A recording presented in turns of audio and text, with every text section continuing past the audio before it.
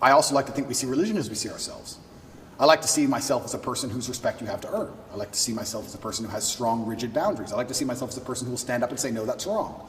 I like to see myself as a person who's not afraid of being shamed by whatever community for saying, I don't agree with that particular ideal.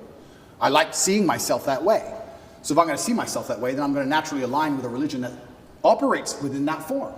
So when I say Islam is the last religion on earth, I say it because it seems to be the only one who will stand up and say, no, we don't care.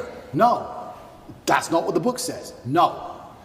I was raised Christian, and Muslims as a whole, we have no problems with Christians. None at all. I don't want anyone to think I'm anti-Christian, like I dislike Christians. We don't have a problem with Christians. We believe in a lot of the same things.